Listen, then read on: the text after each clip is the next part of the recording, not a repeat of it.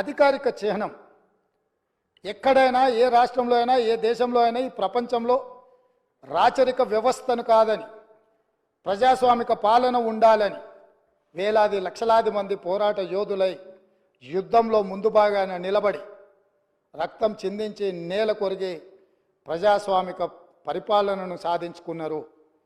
ఆ కోవలో భాగంగానే తెలంగాణ రాష్ట్రం నిజాంలకు రజాకర్లకు వ్యతిరేకంగా నిటారుగా నిలబడి కొట్లాడి విముక్తి పొందినరు.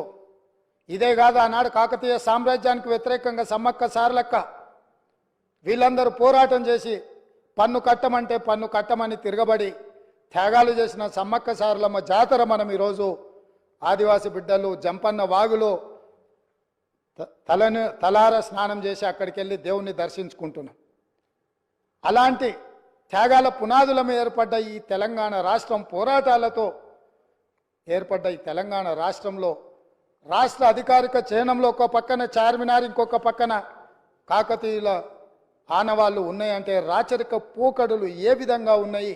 పాలకుల యొక్క ఆలోచన ప్రజాస్వామ్యానికి వ్యతిరేకంగా రాచరిక పోకడలతో రాష్ట్ర అధికారిక చిహ్నంలో రాచదర్పాలు ఉట్టిపడుతుంటే ఇంకా కూడా మనము గులాములుగా వెట్టి చాకిరి చేస్తూ బ్రతకాల్సిందేనన్న ఆలోచనతోటి మా మంత్రివర్గం అంతా ఆలోచన చేసి రాచరిక పోకడలు, రాచరికపు ఆనవాళ్ళు ఉండడానికి వీల్లేదు.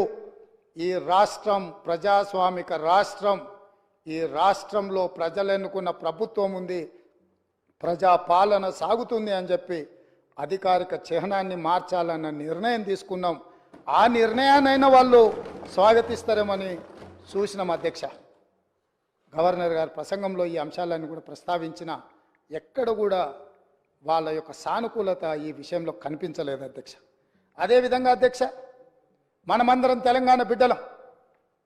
దళితులు, గిరిజనులు, బలహీన వర్గాలు, తండాలలో, గూడలలో, ఆదివాసీలు, అడవి బిడ్డలు, మైనారిటీలు, మహిళలు, మన అందరికీ తెలంగాణ తల్లి అంటే మన అమ్మ, మన అక్క, మన సోదరి.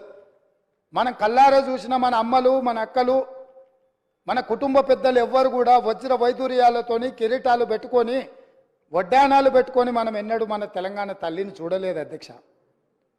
కొంతమంది రాజులు, రాచరిక పోకడులు ఉన్న వాళ్ళు గడిలలో ఉన్న పెత్తందారులు ఏమైనా కిరీటాలు పెట్టుకున్నారేమో, భుజకీర్తులు పెట్టుకున్నారేమో, నడుములకు వడ్డానాలు పెట్టుకున్నారేమో మాకు తెలియదు. కానీ మా అమ్మలు నడుము బిగించి కొంగు చాకలి ఐలమ్మలాగా పోరాటాలు చేసిన స్ఫూర్తి ఈ గడ్డ మీద ఉన్నది. చాకలి ఐలమ్మ స్ఫూర్తిగా తెలంగాణ తల్లి ఉంటుందని మేము అనుకున్నాం. తెలంగాణ తల్లి అంటే ధీశాలి పోరాట యోధురాలుగా ఉంటుంది. లేకపోతే దర్పం ఉట్టిపడే, కళ్ళల్లో కాంతి, ముఖంలో వర్చస్సు, చూపులో ప్రేమ, ఆప్యాయత. ఒక తల్లి తన బిడ్డను ఎంత ఇష్టంగా, ఎంత ప్రేమగా చూస్తుందో ఆ విధంగా తెలంగాణ తల్లి ఉంటుంది అని మేము ఆశించినాం, ఉండాలని మేము ఆశించినాం. కానీ రాచరిక పోకడలతో, కిరీటాలు, వజ్ర వైదూర్యాలతో తెలంగాణ తల్లిని మనకు రుద్దాలనే ప్రయత్నం చేసిండ్రు. అందుకే కవులు, కళాకారులకు నిలయమైన ఈ తెలంగాణ రాష్ట్రంలో కవుల, కళాకారుల నుంచి సూచన తీసుకొని మన అమ్మలాగా మన తెలంగాణ తల్లి ఉండాలి, ఆ తెలంగాణ దర్పం ఉట్టిపడే విధంగా తెలంగాణ తల్లి ఉండాలని మంత్రివర్గం నిర్ణయం తీసుకుంటే కనీసం తెలంగాణ తల్లి విషయంలోనైనా రాజకీయ విభేదాలను, ఆలోచనలను పక్కన పెట్టి ప్రతిపక్షం కలిసి వస్తుందేమో అని మేము చూసినాం అధ్యక్ష. కానీ మాకు నిరాశనే మిగిలింది అధ్యక్ష.